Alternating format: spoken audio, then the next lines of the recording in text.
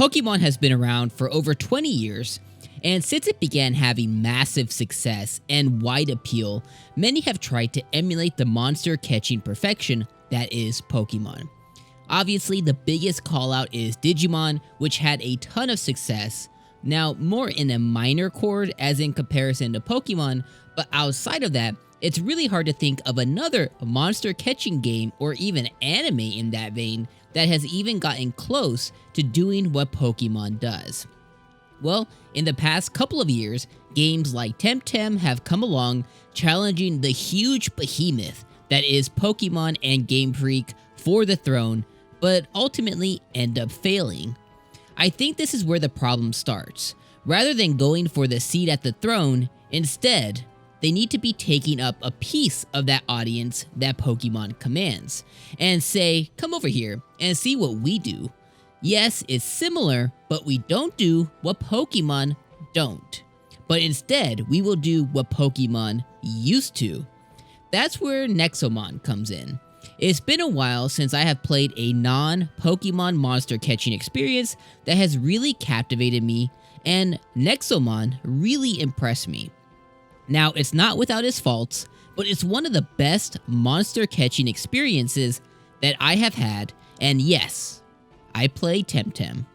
Hey guys, I am Dom from the Switch Den, and today we are reviewing Nexomon from our friends over at P-Cube. And with all transparency, P-Cube was nice enough to provide a code, but the thoughts and impressions are all our own. Also, make sure you subscribe as we grow this new channel to become your home for all things Switch. So join us in the Switch Den and become a friend. And of course, like the video if you enjoyed. Nexomon, much like Pokemon it takes heavy inspiration from, starts off in a similar fashion. It puts you in the shoes of an aspiring trainer. Oh, sorry, I mean tamer. Ready and young with energy to take on the world of Nexomon. And that starts with getting our first Nexomon in a familiar but different way. Immediately out of the gate, yes, you notice that there are similarities, no doubt, but where Nexomon shines right from the start is the very conscious way it knows that it's doing type storytelling that it does. From the get-go, I begin laughing at a lot of the dialogue that takes place as it pokes fun at itself, and in the same sense, it kind of pokes fun at Pokemon too. Now, the world of Nexomon is beautiful, and you wouldn't know, but the very fabric of existence in this world is being threatened by a being called the Omnicron. And as a new trainer, sorry, dang it, I keep doing that. As a new tamer, it's up to you to save the world. So the gameplay in Nexomon follows a similar path. It follows a linear story. You fight tamers along the way, catch Nexomon in a Nexo traps, I guess you could call them. And before I continue, let me tell you about the Nexo traps. Now, Nexo traps are the things that you use to catch the Nexomons. This is the first thing that I hated about the game. There's a ton, and I mean a ton of Nexo traps besides the generic one that you'll use to obtain the Mons. But what you'll need to do is to successfully catch all 300 of the Nexomon in the game, you're going to have to use different types of Nexo traps. Yes, the psychic ones, the grass ones, the electric ones. I won't name all of them, but yes, you know them. You know the drill. And it's really quite annoying. Not only does it cost a butt ton of in-game money, but the trapping system is pretty janky. When you throw a Nexo trap, you're greeted with the weirdest button prompt minigame that I am confident does absolutely nothing.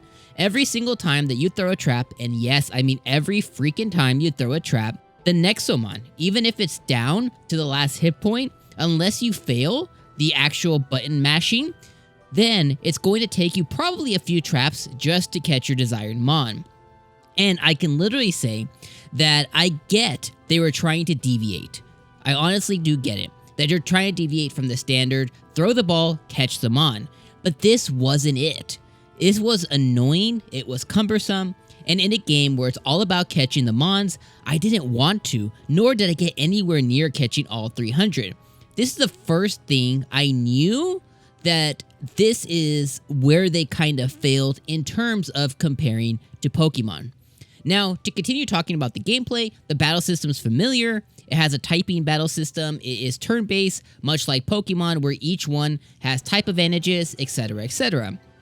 But unlike Pokemon, from the start, you could choose any type of Nexomon that you want, which seems awesome at first, but so can any of your tamers that you will face, which means this game's a lot more difficult than Pokemon, which again at first is really cool, but after doing a lot, and I mean a lot of annoying battles, you'll probably agree with me that you should have just copied Pokemon in this regard and kind of ramped up slowly, but I digress. Now, the one thing that I honestly do hate in RPGs is being forced to go and have to level up before you proceed into the next area. And yes, again, you're gonna have to do a lot of this, and I mean a lot of it, and it's just not enjoyable, especially kind of when you're greeted with that type of battle system, but it's okay. Now, as far as the rest of the gameplay, I won't go too much in depth. There are areas like Pokemon centers that you can heal. There's boxes like the PC in Pokemon that you can store your Nexomon in. All of the minimum Pokemon expectations, they're here. Now, the design of the game and the storytelling, like I said earlier, it follows the trope of a very familiar and similar story to what we know and what we've been through a bunch of times. But what it does awesome, and just awesomely, I know it's not a word, but I'm gonna use it anyways, is the writing. You have a partner that you go around the world with that has some of the best fourth wall breaking humor in any game, and it's a joy to go through. I also did thoroughly enjoy the characters you meet along the way in your journey, as well as the story as well. I really did enjoy it. As the game kind of rears its completion hours though, you do want to hurry it up, or at least you feel like you want to hurry it up, but honestly, it was still a joy. I just kind of wish that it would have been a little bit less. Now, the design of the mons themselves I thought were awesome, as well as kind of comparison to Pokemon. I thought that they would fit right in a similar world, so they felt right at place. I thought they were cute, and they did exactly what they needed to do. Now, some are better than others, but when you have 300 right out the gate, it's honestly kind of expected. Now, lastly, the design of the towns and the areas were awesome. I really enjoyed exploring the vast overworld and the different towns on offer. It really made me nostalgic for 2D Pokemon, but in a really good way. Now, the sound of Nexomon is great. Soundtracks are fantastic as well, but the battle music did get old pretty fast, and definitely isn't to the level of Pokemon, but it is way better than Pokemon in some regards, and in some not so much. I think they do get flying colors from me on a personal level though, kind of across the board as far as sound design goes. Everything didn't feel out of place, nor was I really paying attention to it. And in any sound design in a game, if you don't pay attention to it, that means it's generally pretty. Overall, I thought Nexomon was a really cool little experience that gave me something I didn't know I was craving for. A callback to old school Pokemon with funny writing, great sound design, and a new, well thought out story with cool monsters to catch and a journey to embark on.